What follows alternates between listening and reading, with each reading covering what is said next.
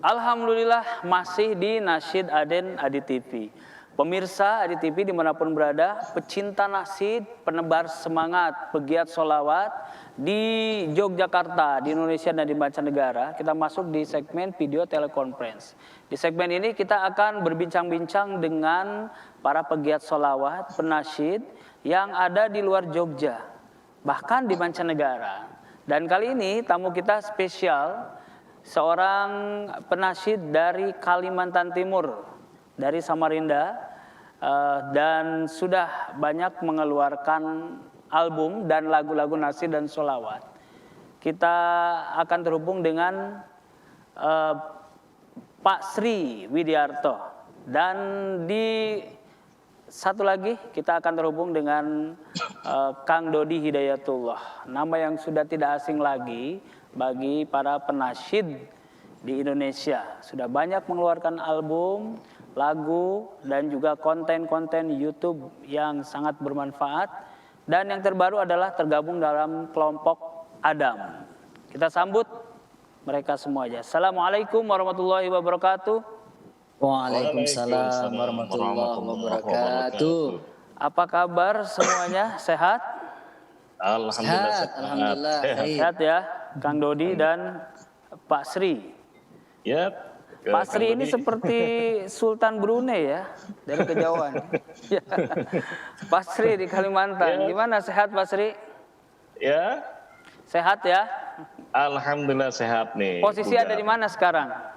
Lagi di studio pribadi rumah. Spesial sekali ya, belakangnya tuh merah ya. Sepertinya lagi dalam nuansa kemerdekaan Republik Indonesia ya. Iya, biar Ya. semakin berani. Iya, Pak Sri di mana ini? Di Ya. kota apa? Lagi di Samarinda. Samarinda, Kalimantan Timur ya. Kalimantan Timur, iya. Nah, kita ke Kang Dodi. Kang Dodi, assalamualaikum Ya. Kang Dodi. Waalaikumsalam warahmatullah. Kang Dodi ada di mana, Kang? Sehat? Posisi sehat, alhamdulillah. Posisi di Bandung, di rumah aja. Kenapa kita harus tanya dulu ada di mana? Karena kan orangnya mobile semua. Kadang di Bandung, di Jakarta, kadang di mana gitu. Jadi saya tanya dulu posisinya di mana. Alhamdulillah sedang di Bandung ya. Kang Dodi Ya. sehat ya. Alhamdulillah. Tema kita kali ini nih, kita ngobrol ringan, tapi mudah-mudahan bisa bermanfaat ya buat pemirsa di TV. Nasyid di mana-mana, nasyid di mana-mana, ya karena saat ini kita lihat perkembangan nasyid di Indonesia itu cukup bagus ya. Bahkan muncul gaya-gaya bernasyid yang baru, yang kreatif dan kekinian. Nah, saya mungkin ke Kang Dodi dulu nih. Kang Dodi sebagai bagian dari pelaku dan juga konten kreator yang kreatif. Gimana Kang Dodi memahami ini? Ya, memang dari awal saat saya terjun di nasyid ya, dari awal bareng sama awalnya sama Nahawan, kemudian lanjut di Solo Karir gitu ya. Memang berusaha untuk menyuguhkan bahwa konten nasyid itu jangan hanya sekedar dinikmati oleh orang-orang yang suka datang ke masjid saja. Kalau untuk datang hanya sekedar ke masjid saja kan mereka sudah terkondisionalkan bahwa mereka itu sudah siap menerima hal-hal kebaikan termasuk lagu-lagu yang islami. Nah, saya pengen bahwa sholawat, kemudian lagu-lagu yang islami bernuansakan insya Allah konten-konten yang positif yang di dalamnya juga terkandung makna-makna yang luhur dalam Islam, itu jangan hanya sekedar oleh mereka yang sudah terkondisionalkan, misalnya anak-anak masjid saja atau anak-anak kajian saja gitu ya, Anak-anak pesantren aja gitu ya. Betul, anak pesantren saja, tetapi harus bisa dinikmati oleh banyak orang. Makanya kemudian berusaha konten-konten yang disuguhkan adalah konten-konten yang terupdate sekarang. Misalnya dulu sebelum saya masuk di Adam itu, saya berusaha untuk misalnya yang sekarang lagi viral apa, coba kita walaupun misalnya liriknya saat ini negatif, kita rubah jadi yang positif supaya masyarakat yang selama ini sudah menikmati, udah kadung menikmati, kita coba untuk kasih alternatif yang lebih positif. Iya, Terlebih kadung sekarang ya, kadung itu berarti udah terlanjur gitu ya. Betul, Yang sudah udah kadung, terlanjur dan oleh Kang Dodi dan teman-teman Adam itu dibuat menjadi sesuatu yang menarik dan kekinian. Jadi nasyidnya nasyid gaul gitu ya. Betul. Jadi waktu saya sebelum masuk ke Adam memang kebanyakan saya covernya adalah rata-rata lagu yang sudah hits, misalnya Despacito dirubah menjadi versi Muslim, Havana dirubah menjadi versi Muslim, Terus sayangnya Via Valen kita rubah jadi yang versinya Muslim gitu, Singelillah. Nah sekarang apalagi pas masuk ke di Adam. Nah di Adam saya berusaha untuk menyuguhkan sama teman-teman setengah mungkin, jangan terlalu kanan Islam banget gitu. Karena kalau misalnya kita memperlihatkan keislaman banget, orang udah alergi duluan.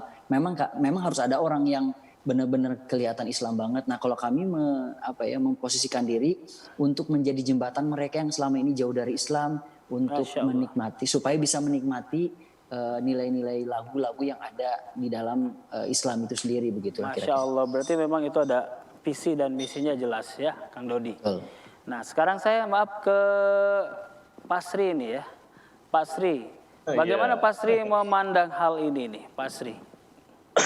Iya, memang patut kita sadari bersama bahwa seni dalam Islam itu sebenarnya sangat fleksibel.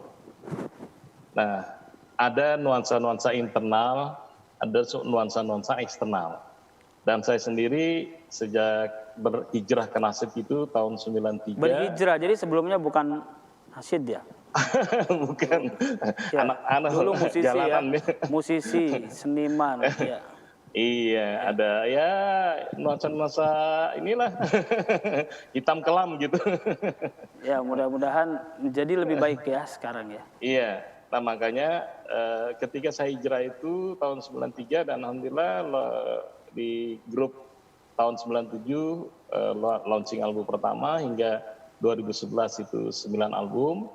Kemudian vakum, akhirnya terdorong musik secara solois dan alhamdulillah yang ketiga sebenarnya yang akan datang ini terputus dengan kondisi yang ada. Nah, mencermati apa yang disampaikan oleh Kang Dodi tadi, itu memang saya sangat setuju. Hanya memang masing-masing itu punya trademark. Iya, ada ciri khas masing-masing. Dan bagi yang sudah terbiasa dalam dunia konvensional, jadi ketika merubah diri untuk lebih baik lagi, ada juga yang ketika orang sudah konten awalnya itu dia sudah Islami, lalu bagaimana menyentuh yang konvensional gitu. Nah, dari sinilah saya sangat senang ketika ada teman-teman nasyid atau munsyid atau musisi yang mereka berkreatif membuat sebuah karya itu segmentasinya secara terbuka. Dan kami sejak awal saya sendiri membuat itu adalah sejak awal terbuka untuk siapa saja. Nah, hanya memang faktor yang penerima atau pendengar inilah yang menilai itu. Jadi kita wajib itu berkarya, membuat yang terbaik, apa yang kita punya, kemudian bagaimana mempacking itu agar bisa diterima oleh masyarakat. Iya. Nah, ketika dalam perjalanan itu dinamikanya mengalami yang luar biasa, ketika saya ada mewakili Indonesia, nasyid khususnya, ketika tahun 2009 itu seminar workshop musik internasional dari Kaltim dan dari Jakarta, salah satu yang mengikuti Pak almarhum Pak Safri, yang beliau, nah pada saat itu bagaimana sih nasyid ke depan itu apa saja, bukan nasyid, musik apa saja dari Indonesia dan produser-produser Indonesia pada saat yang hadir. Nah itu disampaikan oleh 3 orang narasumber dari Belanda dan Inggris, menyampaikan bahwa ke depan bahwa kita akan tidak mengalami lagi yang namanya itu fisik, digitalisasi. Dan subhanallah itu dan sekarang sedang terjadi ya. Ya, nah konten yang saat ini betul, konten yang ada sekarang ini bagaimana mengemas, mempacking tadi apa yang disampaikan oleh Kang Dodi dan teman-teman yang lain untuk membuat inovasi-inovasi yang selama tidak menyimpang dari koridor Islami yang insya Allah itu akan baik. Nah, begitu. Kang Dodi, Pak Sri, semuanya sama-sama. Kita bergerak, berjuang untuk menyemangati baik yang sudah sangat kental, sudah kenal dengan nasyid ataupun yang benar-benar awam. Nah, semuanya punya misi yang bagus. Kita akan lanjutkan lagi Kang Dodi dan Pak Sri. Namun kita beri kesempatan untuk jeda iklan berikut ini. Tetap di Nasyid Aden Adi TV.